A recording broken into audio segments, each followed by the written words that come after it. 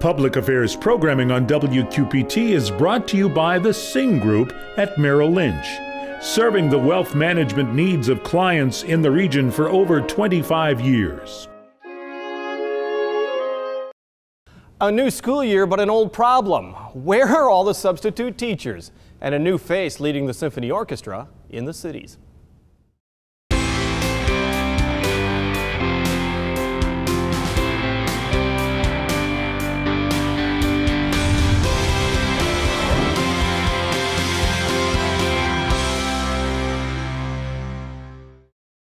They are ready to make some pet sounds. How the music of the Beach Boys will be heard along the riverfront, that's just ahead. But first, finding enough people to teach our children. It is a nationwide problem, with both Iowa and Illinois looking for ways to solve it. There simply are not enough substitute teachers available to fill in when needed. And substitute teachers are not just placeholders in the classroom anymore. Joining us is Betsy Justice, the development specialist with the Mississippi Bend Area Education Association, and Clint Heitz, who's the Bettendorf School District's instructional coach, who is also teaching classes this month and next month too at Scott Community College for people looking to become substitute teachers. That's your introduction. It is big and long, but you guys have a huge job ahead of you. Let's start with you, Betsy. How big of a problem is it? Well, we hear from the superintendents every year. They come in for an annual meeting or a monthly meeting, and they talk about how they can't find qualified substitute teachers. And you can substitute teach with a teaching license, but you can also substitute teach with a substitute authorization license. And so that's how they get around filling that need. Right, exactly. So when we're talking about a substitute teacher, what type of person, because like I said, they're not a placeholder anymore. I remember substitute teachers. And that was we all do. Yeah, and that was a free day. That's not allowed anymore, huh? No, and Clint can probably answer that question better, but the rigors of school is a very complex place. Yeah. The rigors of what happens during the school day the ante is up. It gets harder all the time, and they've got to have instructional time, quality instructional time, whether or not it's a guest teacher or the regular classroom teacher. They can't waste time.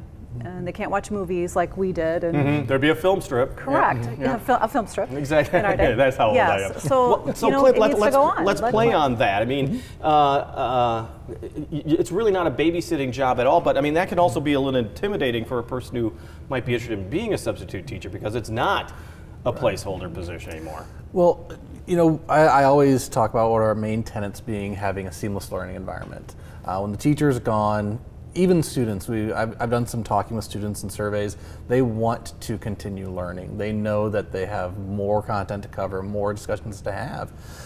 So it is a challenge to keep that going, but that's part of what our trainings do, is we look at quality learning strategies, research-based strategies for the classroom. We look at some different things that substitutes can do to help advance learning, even if they feel that it is just a movie today, but how can we build a discussion? How can we inference from what we're watching? So we really do take the time to prepare our subs for that seamless learning experience for the kids, as opposed to what we might consider the stereotypical sub experience. Well, an outsider would wonder, why do you need substitute teachers that badly? Are the teachers not showing up for work all the time? You kind of sit there and think, well, wait a second. I mean, if I'm off my job maybe a week or so here or there, that's about it. Is there that big of an absenteeism problem, or why is the need for substitutes so great? Sure. It isn't really that there's chronic absenteeism from teachers. When you think of normal 9-to-5 jobs where you can put things on the back burner for a couple of days, or I'm sick, I can work from home, we've got live clientele that we can't put on the back burner or have wait another day. So there is a need for that quality individual in the classroom. But if you think about not just illnesses, professional development for teachers often takes place during the day. Or if we want teachers to have collaborative time or to be in each other's classrooms to learn from other professionals, we need to make that opportunity available to them. So some of these absences, it isn't just being gone, it's advancing their own learning and advancing what they can do for our students. Now, you had actually gone and actually asked state school leaders throughout the state of Iowa about the need and what is the real situation out there throughout Iowa. And I think you were somewhat surprised by some of the results you got. Maybe not so much when you found out that rural areas are really being hard hit. Yeah, it's one of the interesting things we found was that the numbers aren't always the most accurate. Often when people write articles or do news stories, they'll just ask, how many subs do you have available to you? What we find is that there might be a list of 160 subs, but 20 of them actively take positions, but they're on the list. Right. So what the real numbers are when you dig into it, it is a challenge there. But even looking at the different support systems for substitutes that are out there, our programs are really the most training they get for being a substitute teacher. So the more we can do to support that and enhance those programs, the better. And to follow up with that, though, it is a license that's issued by the state, so it has the credibility of a professional license. And with all licenses that the Board of Educational Examiners issue, there comes continuing ed requirements to renew the license. So like Clint has to do continuing ed to renew his teaching license, as do the subs. So the AA provides a lot of that continuing ed for them to earn those credits to renew the license. And we offer things in classroom management, technology, some of the instructional strategies. So it's that ongoing learning that they're required to do to maintain the license. So they're just not this one and done. Right. And explain to me why it is that case, because you would think that a substitute teacher is there for maybe 3 classrooms and then is off to another area. I mean, the extra training is needed for what? Well, all professional licenses in the state of Iowa, it's kind of like, I kind of equate it to like your hair lady. Your hair lady has to continue do continuing ed to renew her license, as well as your CPA, your lawyer. It's the same kind of Iowa code that's written in Iowa code that they have to have that continuing ed to renew the license. It just keeps their skills sharp. It makes sure that they're up on current trends, understand new legislation. So there's a lot of opportunity for them to learn new skills, but they have to do it to renew the license. Well, Clint, I want to go back to one of the points that you were making, is that you may have a long list of people who could be substitute teachers, but from that is a very small number of people who actually participate. So what's the point of all these other people signing up? I mean, is it just that either be on the list or not? Sure. You know, one of them is actually one of the benefits, I think, of being a substitute.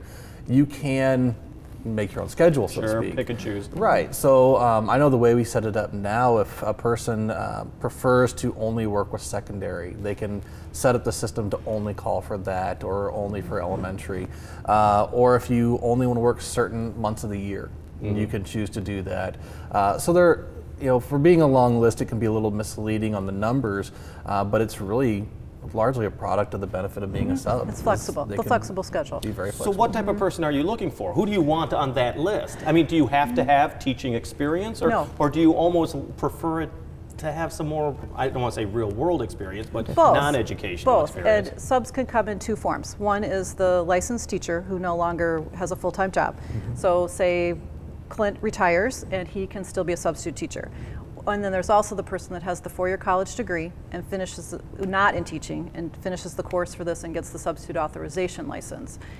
So they can sub. So they're not, I don't want to say a real teacher, but they've not completed a teacher education program. So they're anybody.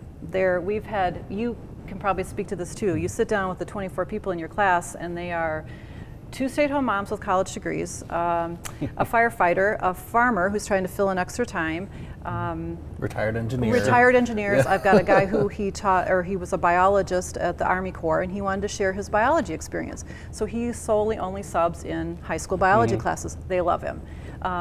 Former musicians, they teach in the music classes. So it's basically anybody with a 4-year college degree. Because you're talking about a great resource in the community. People who went to school but never, and maybe even dreamt of being a teacher, but instead went into another profession. And you hear that a lot too. Oh, I loved kids, I love to teach. Or they want to participate in their community school district. It's a wonderful way for them to give back to their school district. So there's just an unlimited reasons why people do it. Now there is, please go ahead. We get a number of people who do want to be teachers eventually, or think maybe I do, and they'll come be a substitute teacher to try that out. I know in just the year that we've started, I've had a few students who have gone on to UNI or University of Iowa to be a teacher. I had one student who actually is a native from the Dominican Republic, and he's pursuing an alternative route for that to teach foreign language. So it's another way to experience the education world before deciding on a career change, possibly. It's an inexpensive way to test the waters. True, but Betsy, let's be honest, it's also a little intimidating to go in front of a group. I can understand that. Okay, I'll go up to 3rd or 4th graders. After that, they get crazy. They're crazy kids. And some people would rather tackle the high school kids as opposed to, oh gosh, those little kids, how can I ever handle those? Yeah. But that's the point of the classes is, of course, it's not a full-blown how to handle everything because it's only 20 hours of class time teaching, and they cover a lot of ground in the class. So, but the classroom management is part of the class, part of the training, and it's probably at least a half of it, I think. I like that. Classroom management is what it's called. Yeah. Oh yeah, it's close as you can get. Yeah. It is, and that's the biggest struggle I think that a lot of them have is the classroom management, the technology, how to run the technologies in the schools. That's a big scary one for us. It's not a chalkboard anymore. Right. Yeah, there's a lot more to it. So explain to me the classes that Scott Community College is offering, because you're kicking off a lot of them right now as we're speaking. Yeah, we actually, the one that was going to start this weekend, we did push back a week, so folks learn more about the class. There's time to sign up. We have several more coming. We do have one this weekend at the AA. Yep. And it's funny, we have 2 different programs, but one thing I always talk with folks about is the AEA is more, we're like partners in it, in the sense that if our schedule doesn't work, there's AEA, vice versa, and then we always talk about the AEA as a major supporting partner because continuing education, mandatory child reporting training, there's so many things the AEA does. So it might seem a little funny to have 2 programs talking about it. But we really complement each other because we offer it on the weekends and Clint does it during the weekdays and the evenings, so it fits a lot of different schedules and different locations, and it's nice that we have the partnership. And we have the same core 4 principles. We do go through ethics, we do talk about diversity, learning strategies, and then I always blank on the 4th one. Yeah, classroom management. We just talked about for a bunch of favorite, so those are our 4 basic things. It's all centered around the Iowa Code for teaching. And then within that, we're able to personalize it to what we see from our students so that we can help with some of those fears. Because really, if a person comes in with an ability to be kind, to build relationships with students, and have a heart for what they're doing, we can help prepare them as much as possible to go into the classroom. And there is some on-the-job learning. You can't teach all the content areas, but really to come with that heart and that ability to follow directions, have good classroom management that we try to get you there, and building relationships. I mean, relationships is a huge foundation. It takes a village theory. And we these keep kids have talking another thing about how this is kind of being performed like in the Quad Cities, but the rural areas, reaching out to them, Scott Community College with the Clinton and Muscatine Community Colleges, you've got programs also outside of the Quad City area. It's important to get out into the rural areas. And all the AAs offer the class as well. We're all able to offer the class, and there are a few community colleges across the state that offer it. I know Eastern Iowa Community College does, and I think in Indian Hills maybe on the other side of the state. But the other AAs also get out into the rural areas to teach. I know, and I contacted the BOE this morning, who issues licenses in the state, and they issued over 1,000 substitute authorization licenses this year, in just the last year, and they said it's up in the last couple of years. So the number of people going through the programs is up. The number of subs needed is up. There's a lot of reasons why I think the districts need subs, and so this is really filling that gap for schools. We have just a few moments left, but let me ask you the opposite question: is what's being done if you don't have enough substitutes? I mean, classes still have to be taught. Yeah, we share subs a lot. There is that opportunity for subs to go from building to building in a district if needed, or they'll cover one class in the morning. But unfortunately, occasionally subs will actually have to teach through what would be normally a prep period for a teacher to cover. But we also have teachers covering each other's classes, instructional coaches being asked to go back in and sub in the classroom. Some schools have even shared that principals are back in the classroom. Principals and superintendents will cover. Not necessarily a bad thing, is it? It is not. No, it's an experience. It is not. Yep. I did want to point that out. Yes. Once again, just a few moments, I want to make sure that you give your best pitch. If somebody is interested, how would they contact Scott Community College? How do you progress with a person who's interested? certainly with Scott Community College, the college website through continuing education does have our registration information. And then of course they have their 800 number line. You can sign up through telephone as well. But I guess my best pitch is this is really a way to give back to your community. And certainly you do earn a paycheck while doing it, but it's something where your life experiences can really be put to good use for your community, and it's a way to build relationships with another generation and model for them, what can be done and how people can connect.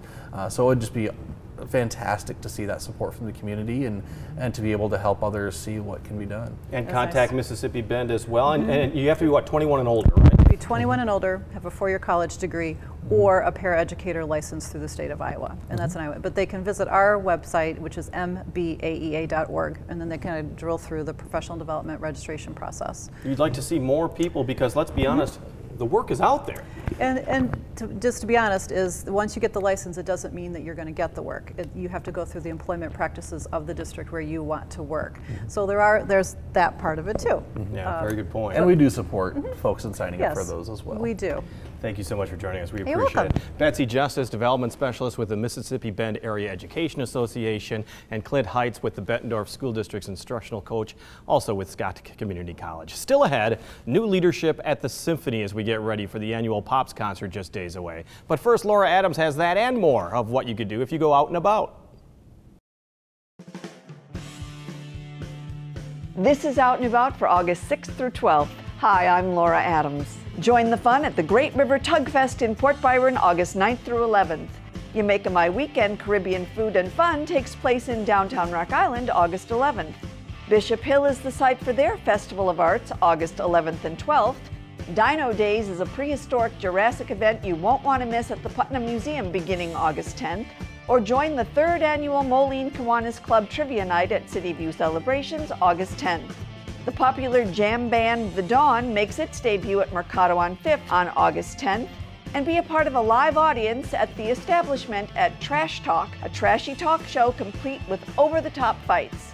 The world premiere of Beginner's Luck, a comedy by P.J. Lasker, is at the Bruner Theater Center through the 11th, while Shrek, the musical tale of the Big Green Ogre, an unlikely hero, takes the stage at the Quad City Music Guild. The Tony Award-winning musical Next to Normal is playing at the Black Box Theater in downtown Moline through the 18th, and Circa 21 is holding auditions for their upcoming productions of Annie and Newsies. Call Circa to schedule your appointment. Auditions for Prenzy Players productions of Henry VIII and Macbeth will be August 9th and 11th at 6 p.m. Schedule your appointment. For more information, visit wqpt.org.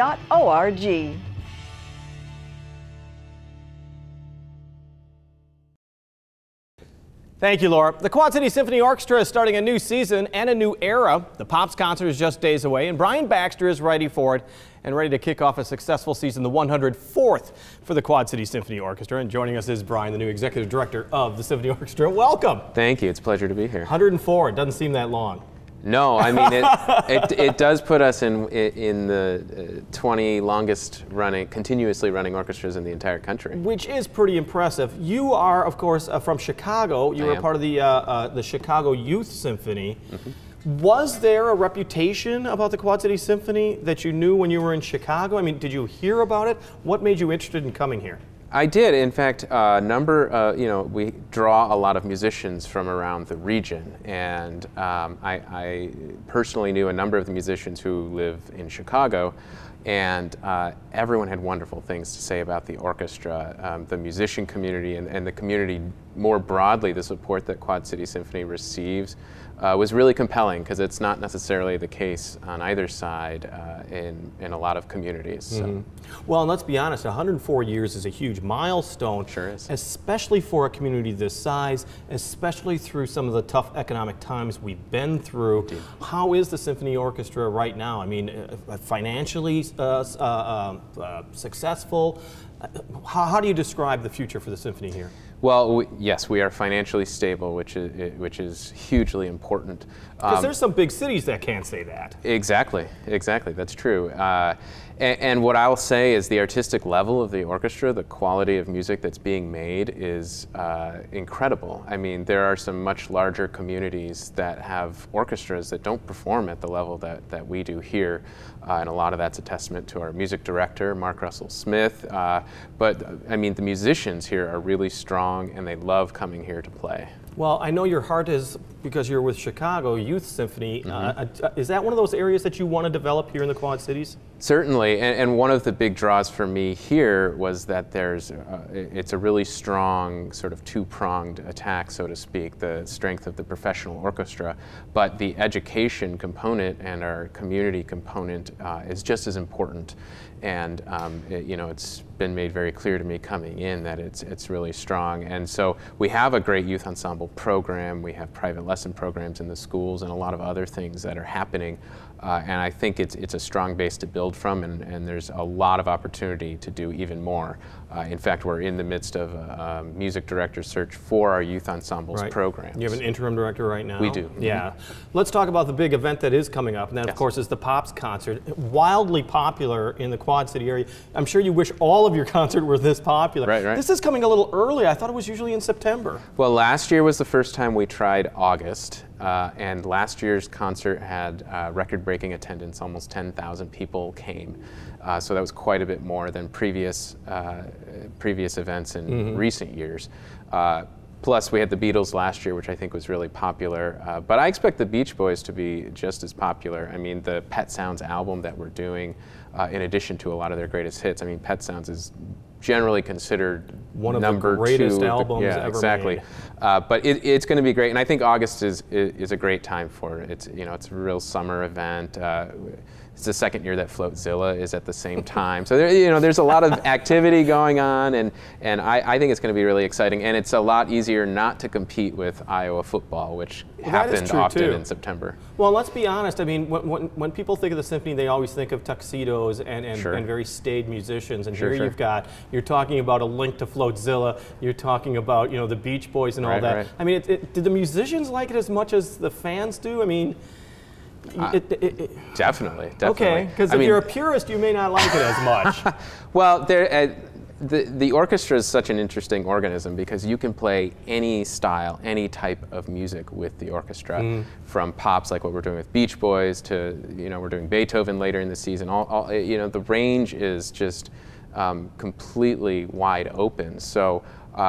The musicians that I know, and in particular our musicians, love the variety of music that we get to perform with the orchestra. And for those who don't know, the Pops concert is really an experience on the lawn of LeClaire Park, where people bring out the finest linen, they bring out some great food, they bring out maybe a little wine or something like that. It is a huge event. It is, and I'm really excited to experience it for the first time as a new Quad citizen, and I think this is our 36th year of the Riverfront Pops, and we were talking about some of the families that bring huge groups in the office the other day, and I heard that one family actually brings a chef with them to prepare food for their whole setup. So it can be that elaborate, or we have a whole bunch of food trucks and food vendors there as well. So if you're the type that would prefer to just come with your chair and then I'll get food and drink when I'm there, we have that option as well. I want to talk, of course, something that the Symphony Orchestra is very proud of is the Masterworks series that goes on throughout. And in October, it's the French Moderns. It is. Tell me a little bit about that. Why is that selected as being the featured? Yeah, we're really thrilled about that concert because it's a collaboration with the Figge Art Museum, who's bringing this enormous French Moderns exhibit to town, which opens in October and goes through January. And so they're bringing some really, really important French works of art right here to Davenport. And so we're doing our part to sort of pair some of our French modern music of the similar era, so kind of right around the turn of the 20th century is where most of it is. And it's really, really exciting music. And we're thrilled to kick the season off. Are these collaborations kind of something to be encouraged when you think about it? When you have the Figge Art Museum, you have Ballet Quad Cities, you have the Quad City Symphony Orchestra. Oh, absolutely, and we're, especially moving forward, we're looking at a lot more collaborations. I think each of our concerts has some level of collaboration with a community partner, whether it's an artistic, cultural partner or a you know, a business partner as well. You know, we've got collaborations throughout the season with the German American Heritage Center, with, like I said, the Figge, with the Hispanic Chamber. We've got a lot of different things. Because you're featuring Germans in February of next year, so that'll be interesting as well. And you're going Harry Potter-esque before Christmas, actually before Thanksgiving in mid-November. That's going to be an interesting crowd favorite. Well, our first Harry Potter last year was a sellout, two-show sellout, and so and it's already selling really, really strongly. So we fully anticipate a repeat of the sellout. So this year it'll be the second Harry Potter movie, and you can expect to see all 8 eventually here in the Quad Cities. Yeah. You don't have to give up quite yet, do you? You were kind of mentioning when we were talking about how the symphony affects people's lives in the Quad Cities. How important is your outreach? How important is it to be out in the community as much as possible? Well, our engagement is hugely important, and it's hugely important to us to make sure that everyone across the community feels like they have access to what we're able to do, and that we can reach people where they're at.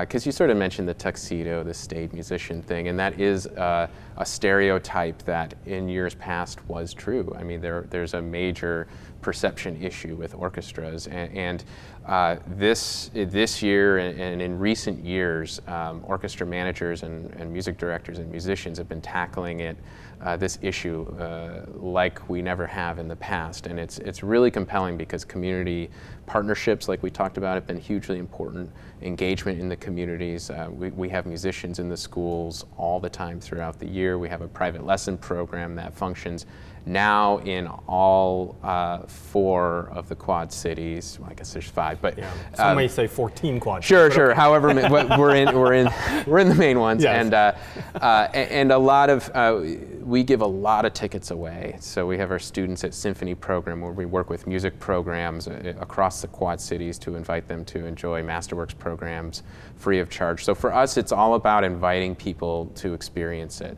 and making sure everyone knows that it's here. Well, Brian Baxter, thank you for joining us. Welcome to the Quad Cities, the new executive director of the Quad City Symphony Orchestra. Enjoy the pops. Yeah, it's going to be great. Enjoy your coming season as well. WQPT is doing its part to support the military men and women in the cities who are serving our nation. We call it Embracing the Military. And the Army MWR is encouraging people on Arsenal Island to not only be physically fit, but financially fit as well. In August, a week's worth of free financial classes is being offered during the lunch hour at Building 110 on the island. It starts Monday, August 13th. With a session to help you understand your credit report. You can get more information by contacting the Arsenal's MWR office.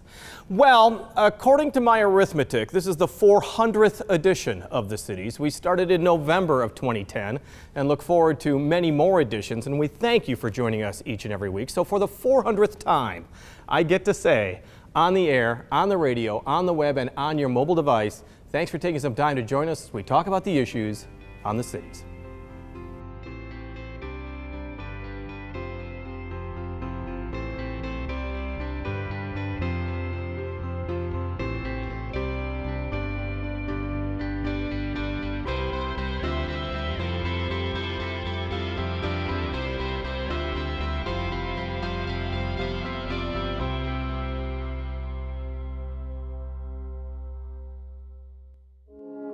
Public Affairs programming on WQPT is brought to you by the Sing Group at Merrill Lynch, serving the wealth management needs of clients in the region for over 25 years.